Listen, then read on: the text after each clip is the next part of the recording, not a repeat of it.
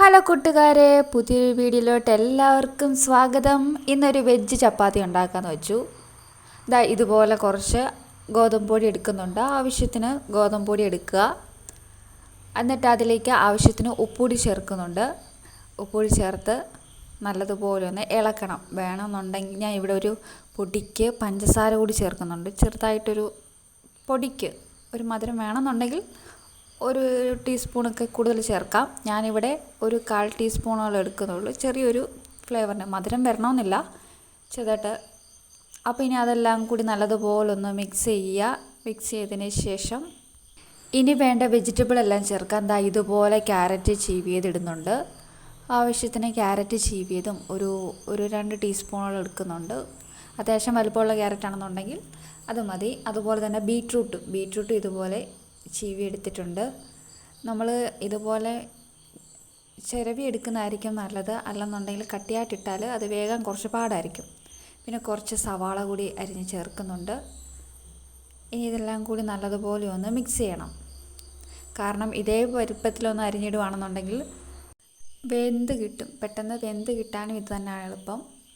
അപ്പോൾ ഇതെല്ലാം കൂടി നല്ലതുപോലെ മിക്സ് ചെയ്യുക. മിക്സ് ചെയ്തതിന് ശേഷം കുറച്ച് വെള്ളം ഒഴിച്ചു. ഞാനിവിടെ ചെറു ചൂടുവെള്ളമാണ് എടുക്കുന്നത്. ചെറുതായിട്ടൊന്ന് ചൂടായ വെള്ളം, അല്ല തിളപ്പിച്ച വെള്ളം, നല്ലതുപോലെ ഒന്ന് ചൂട് മാറ്റിയതിന് ശേഷം ചെറു ചൂടോടെ ഒഴിച്ചാലും മതി. ഒഴിച്ചിട്ട് നല്ലതുപോലെ കുഴച്ചെടുത്ത് ഒരു 10 മിനിറ്റ് നമ്മൾ മാറ്റി വെക്കണം. കാരണം പൊടിയൊന്ന് മയമാണല്ലോ, അതിന് വേണ്ടി ഒന്ന് മാറ്റി വെക്കണം. അങ്ങനെ ഇതുപോലെ കുഴച്ച മാവ് ഒരു 10 മിനിറ്റ് നമ്മൾ മാറ്റി വെച്ചിട്ടുണ്ടായിരുന്നു, ഒന്ന് സോഫ്റ്റ് ആക്കാനായിട്ട്.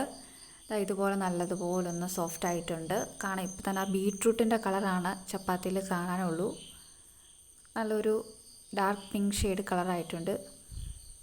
ഇനി നമ്മൾ അത് ചെറിയ ചെറിയ ഉരുളകളാക്കി ഉരുട്ടിയെടുക്കണം. നമ്മൾ ചപ്പാത്തിക്ക് ഉരുളകളായിട്ട് ഉരുട്ടിയെടുക്കണ പോലില്ലേ എന്ന് പറഞ്ഞ പോലെ ചെറിയ ഉരുളകളായിട്ട് ഉരുട്ടിയെടുക്കുക.